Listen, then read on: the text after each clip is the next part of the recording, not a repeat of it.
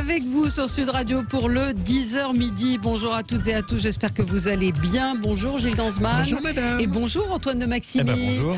Bonjour, merci d'être avec nous. Et on va parler de votre film qui est sorti hier, J'irai mourir dans les Carpates et non plus J'irai dormir chez vous. Là, vous avez décidé de passer à la vitesse supérieure. Enfin, vous aviez déjà réalisé un film précédemment. Mais là, c'est une fiction, la grosse différence. C'est une fiction, c'est la grosse différence avec Alice Paul et Max Boublil. On va en reparler, voir quelle idée de fou, enfin vous êtes un peu dingue, mais quelle idée de dingue vous avez eu de monter ce film. Ça va, le Covid, ça n'a pas été trop compliqué pour vous ? La période qui vient de passer là, déjà, bon, moi j'avais arrêté de voyager puisque je faisais ce film, donc déjà ça ne m'a pas arrêté, ce qui est déjà une bonne chose. Et on n'a presque pas perdu de temps avec le film parce que c'est arrivé au moment où la post-production pouvait se faire chez les gens. Donc ils ont travaillé chez eux. D'accord, donc ça vous a pas ça va, vraiment, moi j'ai pas trop à m'en plaindre. Trop impacté. La question, Gilles. La question, justement, on se pose la question avec les mesures qui sont levées. Est-ce que, comme Antoine de Maximi, vous êtes prêt de nouveau à voyager, à partir à l'étranger, à risquer votre vie dans les avions et à partir Vous êtes oui à 58%, non à 42%. Vous allez sur le compte Twitter de Sud Radio et puis vous nous donnez votre opinion et de savoir, et on saura si vous allez être prêt à voyager de nouveau à l'étranger. On a un petit commentaire qui dit « J'aime le nouveau », comme si tout le monde avait les moyens d'aller se balader sur la terre entière. On peut sortir de France, on peut aller en Allemagne, on peut aller en Suisse, on peut aller en Belgique. Et puis il y a des avions maintenant un peu low cost. Vous pouvez aller à New York ou à Los Angeles pour 200 ou 300 euros. Oui. Oui, mais surtout, on peut aller dans des pays pour pas très très cher, où la vie coûte beaucoup moins cher. Beaucoup moins cher, bien absolument. Sûr. Vous étiez en Roumanie, là, pour le... Oui, c'est un pays où la vie coûte moins cher. Vous conseilleriez quoi à nos auditeurs alors d'abord la Roumanie, c'est marrant parce que c'est très proche de la France. Je veux dire, dans l'atmosphère, les paysages, etc. C'est l'Europe. Hein. Ouais. Sinon, moi en général, j'évite de conseiller des destinations aux gens parce que quand ils reviennent et qu'ils sont pas contents, ça vient de ma faute. Donc chacun fait. En plus, tout le monde n'a pas les mêmes intérêts. C'est vrai. Ouais. Donc voilà. C'est très bien de choisir soi-même. Petit quiz pour connaître l'homme de médias, l'homme de télé. Vous êtes la première fois qu'on vous a vu à la télé, c'était quand ? La première fois, je pense que c'est en 83 ou 84. Et vous faisiez quoi ? Et je suis parti filmer des expéditions, dont une en Amazonie. J'avais 24 ans. J'ai fait un film pour les Carnets de l'aventure, qui était une émission formidable sur sur Antenne 2 à l'époque, Antenne 2, et qui permettait à plein de gens, des jeunes, de démarrer et de faire leur premier film. Ah ouais. Oui, c'était des espèces de contrats particuliers. Et pourquoi on vous a vu ? Parce que comme on était trois, venir expliquer son comme on était trois, j'étais obligé d'être dans le film parce que je passais la caméra aux autres de temps en temps pour qu'ils me filment. Parce que 3 personnes sur une pirogue en Amazonie, tu peux pas en éliminer une, c'était compliqué. Un événement qui vous a marqué à la télévision, un souvenir les premiers pas de l'homme sur la Lune, j'étais tout petit, l'image était pourrie en noir et blanc, mais on sentait une telle atmosphère parmi les parents parce que c'était... Et vous en souvenez bien ? Ah oui, je m'en souviens très bien de l'endroit où j'étais. Et vous vous souvenez du passage du noir et blanc à la couleur, de votre premier poste de télévision ? Alors je me souviens, la première fois que j'ai vu de télé couleur, c'était chez les parents d'un copain. Et c'était quand même assez dégoûtant comme qualité. C'était, il y avait du vert vaguement. Beaucoup de rouge. On voyait pas bien les coups. Non, il n'y avait pas de rouge justement. Le rouge passait pas du tout. C'était assez mauvais. Ouais, un souvenir d'émission culte pour vous, une émission que vous regrettez, qui a disparu ? Oh, il y en a plein. Je pense. J'en sais rien, de quoi les Carnets de l'aventure. Les Carnets de l'aventure, c'est une émission qu'il faudrait refaire. Parce que l'aventure, on parle toujours de l'aventure. L'aventure des uns n'est pas forcément une aventure pour les autres. Et quand tu as quelqu'un qui a jamais voyagé et qui part en Amazonie pour la première fois, s'il fait un film, il va te ramener quelque chose qui va quand même être très extraordinaire et fort, parce que lui, ce qu'il vit, c'est fort. Mais c'est vrai qu'il n'y a plus d'émissions. Moi, je me souviens que je regardais la course autour du monde. C'était génial aussi, avec des jeunes qui partaient, des jeunes reporters. Il y a des trucs à refaire, on les refera. Surtout que maintenant, il y a tellement de gens qui peuvent ramener des images. Ouais, c'est ça, c'est que ça change avec les... entre maintenant et avant, c'est sûr que la technologie est plus la même. Ça me rappelle, j'ai un projet d'émission, si je m'y remettais, tiens, je vais réfléchir. C'est quoi ? C'est une émission justement qui est un peu dans l'esprit des carnets de l'aventure, mais revisitée 40 ans après ou 30 ans après. Non, mais c'est vrai que ça manque, hein, une émission un peu... Je vais y penser. Ouais, faut la co-animer avec Valérie.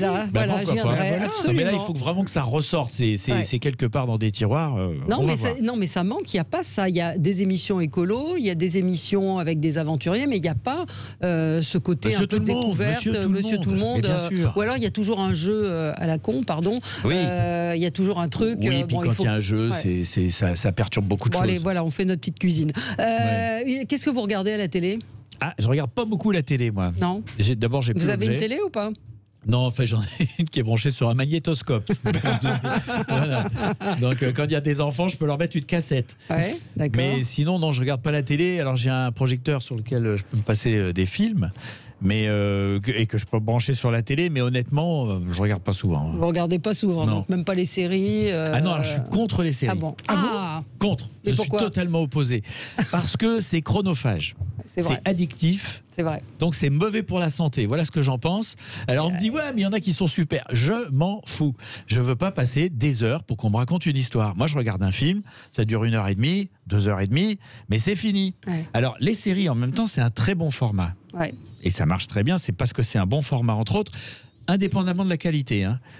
C'est-à-dire que, comme c'est morcelé, tu t'en prends comme t'en veux. Tu vois, tu te mets 2 épisodes, 3 épisodes. Non, parce que tu passes des heures devant la télé. Vrai. Moi, je ne passe pas des heures devant la télé. Mais en quoi c'est mal de passer des heures devant la télé ? Mais chacun fait ce qu'il veut, je dis pas que c'est mal. Pour vous, c'est une perte de temps, ouais. C'est alors pas vous pour faites moi. quoi ? Vous faites quoi je pense à mes projets, je me bats pour mes projets. Ce film-là, ça a été une débauche d'énergie, mais c'est énorme, c'est énorme. Ça fait 2 ans de travail ininterrompu. Oui, vous allez nous raconter et justement avec des participatifs de Kiss Kiss Bank Bank. Oui. On va en reparler dans un instant. On va faire le zapping d'abord et puis après on parle du film. D'accord, madame. Sud Radio 10h midi média, l'instant zapping. C'est à la baguette. Ah oui, à la baguette. Moi j'aime bien quand c'est mené, on se sent bien. Général expert. Voilà. Bien même au commandement. C'est vraiment l'événement médiatique qui a été à la une de tous les journaux. De quoi je parle, Valérie ? Du départ de Jean-Pierre Pernaut. Il était hier l'invité de Quotidien sur TMC et il a donné les raisons de son départ. J'ai toujours dit que j'arrêterais quand j'aurais plus la pêche. Aujourd'hui, j'ai la pêche. Mais je pense qu'à 70 ans, on peut se dire que on peut s'arrêter tant que tout va bien. Parce que n'importe comment après, ça peut descendre. Donc à quoi bon attendre ? Autant permettre à quelqu'un de s'installer maintenant. Et à la télé, personne n'est irremplaçable, donc c'est parfait. Hier, le professeur Didier Raoult était l'invité de Darius Rochemin sur LCI au lendemain de son audition par la commission d'enquête du Sénat. Il s'en est pris au gouvernement qui, mais je ne sais pas pourquoi, Valérie, ne comprennent pas que la chloroquine est un médicament formidable. Ils sont bêtes quand même. Il n'y a pas une bouffée délirante du gouvernement français qui voudrait... Si, je crois. Croyez vraiment que le gouvernement français a une bouffée délirante à ce moment-là ? Oui, j'hésite entre une bouffée délirante, si vous voulez, et l'incapacité à dire, écoutez, vous ne voulez pas qu'on remette les choses à plat, qu'on regarde calmement, paisiblement, finalement. Au départ, certainement, il y avait un point de vue idéologique des gens qui disent, écoutez, il y a une maladie nouvelle, c'est un médicament nouveau qui va marcher, c'est pas un truc qui a 70 ans, vous nous racontez les balivernes. Toujours aussi clivant, le professeur Raoult a donné lieu aussi à de nombreuses critiques suite à son audition. Hier, le docteur Alexandre revenait sur LCI sur les essais cliniques de la chloroquine. Il était l'invité d'Éric Brunet. Alors, son premier essai clinique est une pourriture méthodologique. C'est juste honteux. Ce qu'il a fait sur le premier essai est honteux. Et puis sur la grande cohorte qu'il a présentée avec de bons résultats, il oublie de rappeler qu'il a inclus des malades très peu graves. Il n'y avait pas de vieux, il n'y avait pas de malades, il n'y avait pas de gens fragiles, il y avait des gens jeunes. Il a soigné des gens qui étaient pas malades ou très très peu malades avec des scores de gravité très très très basses. Donc oui, Didier Raoult a mythifié l'opinion. Donc des pour, des contre, Valérie, et pour certains, le professeur Raoult est donc effrayant, et ça amuse beaucoup les Marseillais. Du coup, à quelques semaines d'Halloween, vous savez ce que vous pouvez faire ? Vous pouvez acheter le déguisement du professeur Raoult. Vous déguisez en professeur Raoult. Un succès, c'était un reportage sur CNews. Du business assumé en revanche dans ce magasin. Ah, c'est Raoult. Le personnage domine le rayon. Emballé, on le trouve rangé au milieu des célébrités. On s'est dit que justement, comme on est à Marseille et qu'il est basé sur Marseille, que ça allait fonctionner. Le professeur sera-t-il la star d'Halloween ? C'est le pari lancé dans cette boutique spécialisée. Alors je vous conseille d'aller voir le replay pour voir à quoi ça ressemble. À la radio, c'est compliqué, mais c'est pas hyper ressemblant. J'imagine. C'est une perruque blonde. Je trouve ça rigolo. Mais de toute façon, je trouve que chaque fois qu'on peut rigoler, même si c'est pas académique, il faut le faire. Il faut le faire, ouais. Alors je sais pas combien vous êtes payé à France 5, sûrement moins que Nagui. N'en touche pas à mon poste, Benjamin Castaldi s'en est pris à l'animateur Nagui sur son salaire. Attention, les montants piquent les yeux.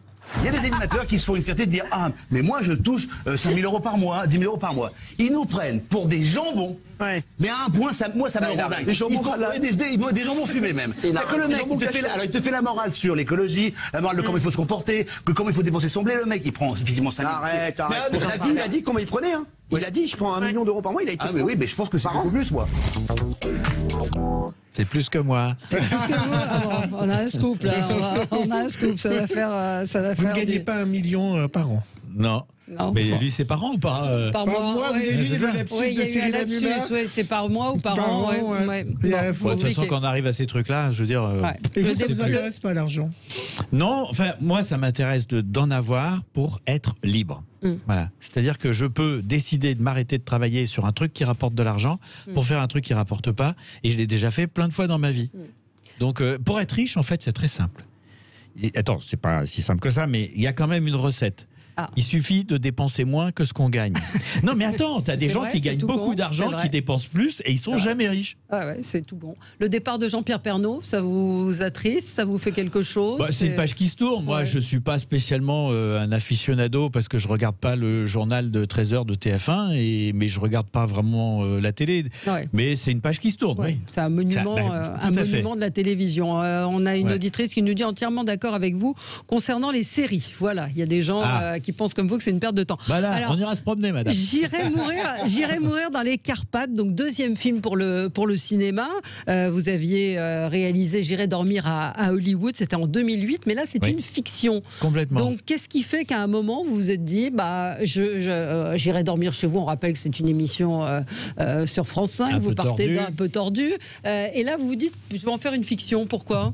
Bien, d'abord, ce qui a motivé au départ, c'était le fait de me retrouver régulièrement dans des situations un peu scabreuses, ça tout le monde le sait, enfin ceux qui suivent la série, et je me disais, mais si un jour ça dérape vraiment, qu'est-ce qui pourrait arriver? Mais au-delà de ça, moi ce qui m'intéressait beaucoup, c'était de faire un film pas trop académique. Un peu barré comme vous. Oui, un peu barré. En fait, c'est une enquête dans les images, les images étant rapatriées après que j'ai eu un accident et disparu, et la monteuse de l'émission décide de terminer le dernier épisode avec les images qu'elle a.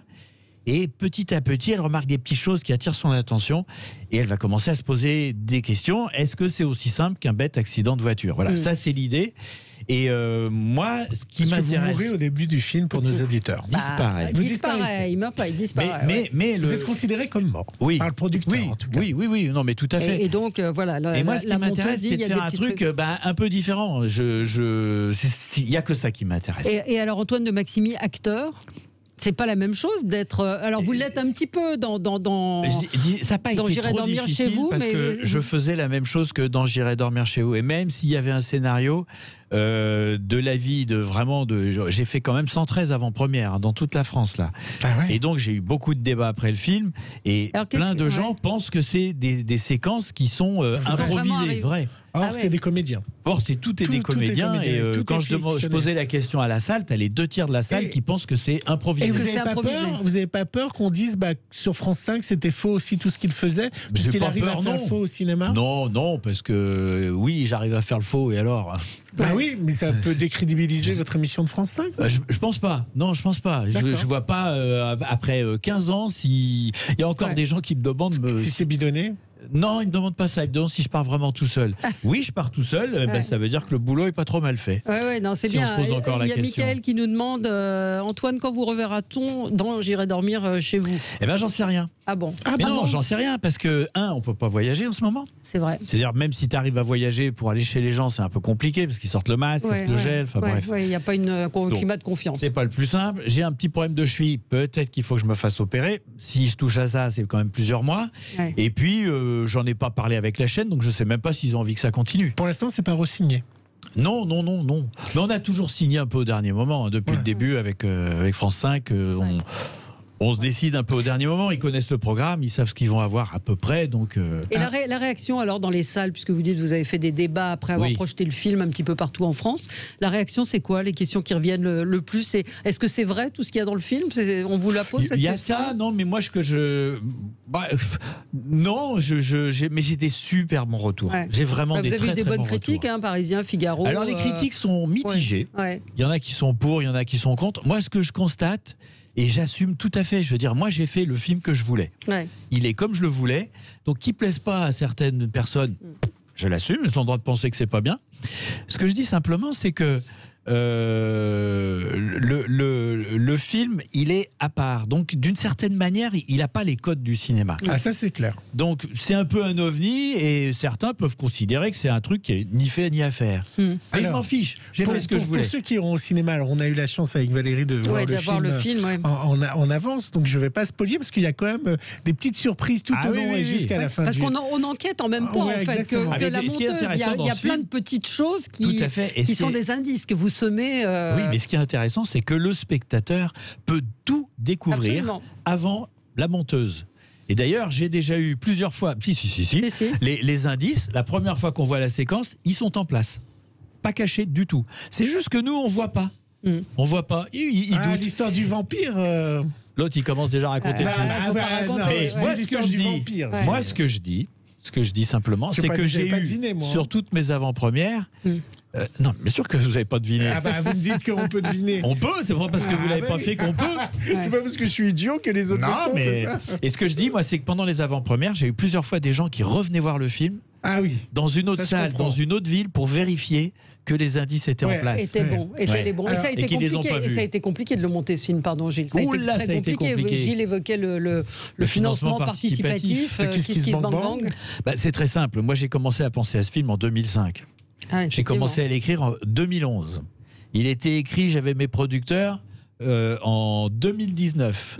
Et le 16 mai 2019, puisque ça n'avançait pas, qu'on n'arrivait pas à trouver de sous, j'ai lancé un financement participatif qui a très bien marché. On a récupéré 256 000 € en 5 semaines. Et ça a rassuré tout le monde parce que les gens se sont dit, si autant d'argent arrive, si quelqu'un met 5 € sur un film qui n'existe pas, c'est qu'il faut que ce film existe. Puis votre précédent film avait été nominé au César, quand même. Oui, quand même. Donc ça aide. Bon, celui-là, je ne sais pas parce qu'il est tordu. Ah oui, un peu tordu. Alors justement, j'ai 2 questions liées au film Tordu. Oui. Dans le film, vous vous faites quitter en direct par votre femme au téléphone, comme c'est vous qui l'avez écrit. C'est pas tout à fait ça, il ne comprend pas bien. Si, quand même. Et vous dites quelque chose en disant « Je ne suis pas fait pour la vie pour deux ». Est-ce que c'est vrai? Voilà. C'est vrai. C'est compliqué d'être voyageur et d'avoir une histoire d'amour. C'est même pas ça. C'est effectivement compliqué de voyager beaucoup et d'être surtout très content de partir à chaque fois, donc de laisser tout le monde. Ça, c'est déjà compliqué. Mais indépendamment du fait que je voyage, moi, j'ai besoin d'une liberté totale. J'ai mis longtemps à comprendre que mon problème était là. Je dirais que ça fait 5 ans que j'ai compris. Et que j'essaye plus de me dire j'ai pas trouvé la bonne, j'ai pas su construire ma machin, gna gna gna. Je crois que j'ai pas envie. Ouais. J'ai besoin de rester libre. Et ceux qui le comprennent, ou celles plutôt, ça se passe bien. Et sinon, ça devient vite un enfer. Et un enfer, ça dure pas longtemps. Et il y a une autre séquence que les gens découvriront, une Roumaine, très volumineuse, plantureuse, voilà. Oui. Vous saute dessus et vous acceptez d'être. Je suis victime. Je tiens à le dire. Même si c'est moi qui ai écrit la séquence. Voilà. Et donc une séquence de sextory auquel on n'assiste pas. J'étais très déçu, je ne vous le cache pas. Ah ben non, faut pas tout montrer, c'est pour les enfants. Durant vos voyages, d'avoir du sexe avec les gens chez lesquels vous dormiez? Alors vous allez être déçu, mais oui, ça m'est arrivé. Bon, ça me déçoit pas. Mais une fois en 15 ans. Ouais, c'est pas beaucoup. Une fois en 15 ans, et encore dans la ville Los Angeles où j'ai passé 3 semaines, ça laisse entendre que j'y vais pas pour ça. Ou alors que je suis vraiment pas doué. Mais est-ce qu'elle était mariée, comme dans le film? Non, elle n'était pas mariée, elle était totalement célibataire, charmante, et voilà, c'est la vie. Mais en France, je suis beaucoup plus normal. Ouais. Mais quand je fais des J'irai dormir chez vous, les gens ne se rendent absolument pas compte du travail énorme que c'est. Moi, j'arrête pas de travailler de toute façon dans la vie, j'adore ça. Oui, c'est pour ça que je regarde pas des séries. Voilà. Et alors, on a une auditrice, il faut savoir ce que vous pensez de Nu et culotté. Alors, Nu et culotté, je les connais très bien. C'est la même boîte de production, Bonne Pioche. Et on s'est même amusé à se croiser à un endroit. Amsterdam, pour juste faire un petit clin d'œil chacun dans l'épisode de l'autre. Qu'il y avait eu un oui, on a fait un petit crossover, mais très délicat. Les gens se demandaient si je les avais vus ou pas. C'est pour vous dire. Et en fait, c'est très bien ce qu'ils font. C'est parce qu'ils sont allés ils ont fait autre chose. C'est-à-dire qu'ils ont profité des acquis de J'irai dormir chez vous, c'est-à-dire l'idée de partir avec plusieurs caméras fixées, etc., de partir au hasard. Parce que maintenant, il y a des chaînes, France 5, qui acceptent de signer quelque chose sans savoir ce qu'on aura vraiment dedans. Mais moi, quand j'ai lancé J'irai dormir chez vous, personne n'a voulu. Il n'y a que la petite chaîne Voyage, parce que tu peux pas. C'est quand même, il faut se mettre à leur place. Je leur reproche pas. Il fallait être gonflé. Mettre de l'argent sur un programme et on te dit pas ce qu'il y aura dedans et tu n'en sais rien. C'est prendre un risque. Et une grande chaîne peut difficilement prendre ces risques. Et il y a des Antoine de Maximi à l'étranger ou pas? Le format s'est vendu? Il y a des gens. Non, le format c'est pas vendu et je veux pas le vendre en plus. Ah voilà. Non, au début je voulais, mais je me dis ils vont tricher. S'ils n'y arrivent pas à le faire, ils vont tricher. Et là, ça va décrédibiliser J'irai dormir chez vous. Le programme. Donc J'irai dormir chez vous, c'est français. S'ils en veulent pas, tant pis. 60 pays, c'est ce que vous avez visité. 61 pour la série. Pour la série, vous en avez fait beaucoup plus.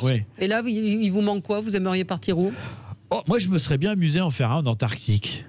Qui aurait été complètement décalé. Ah oui, ça c'est sûr que... évidemment, la Corée du Nord, le jour où on pourra y aller, parce que je ne vais pas me pointer avec ma chemise rouge et mes caméras en fraude, je veux dire, ils vont me repérer tout de suite. Ça risque d'être un peu compliqué, Voilà. Et puis, non, il y en a plein d'autres, je ne sais pas, mais il m'en reste quand même beaucoup. Il vous en reste beaucoup. Et vous planchez déjà sur un prochain film cinéma ou pas? Ou ça a été tellement j'en sais rien, là, j'avoue que ça m'a un peu fatigué. Même la tournée, là. 2 mois, j'ai fait 9000 km. 113 avant-première en discutant une demi-heure, 1 heure. J'ai dit que vous aviez fait des stages pour diriger les comédiens. J'ai fait un stage, oui. C'est dingue. Super stage avec Kim Massé, très intéressant. Pour savoir comment diriger.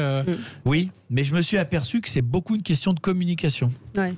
C'est d'être clair. Mais ça vous a plu, en tout cas. Ça vous a plu, c'est une expérience qui vous a plu. Oui, ça m'a plu. Alors, des projets, j'en ai d'autres, de films, mais peut-être un peu trop décalés. Et si celui-là ne marchait pas, ça serait difficile. Il faut y aller au cinéma, retourner les salles. Plusieurs fois, les salles sont il y a de l'aspiration par le plafond. Il y a pas si on a le masque. Non, si on a le masque, c'est comme le métro, sauf que le paysage est plus intéressant. Voilà, c'est plus intéressant si vous avez envie de vous changer les idées, de passer un bon moment, de voir un film qui ressemble effectivement à aucun autre film, complètement barré. C'est pour ça que ça laisse pas les gens indifférents. J'irai mourir dans les Carpates, contrairement à ce que pourrait penser le titre, c'est pas triste du tout.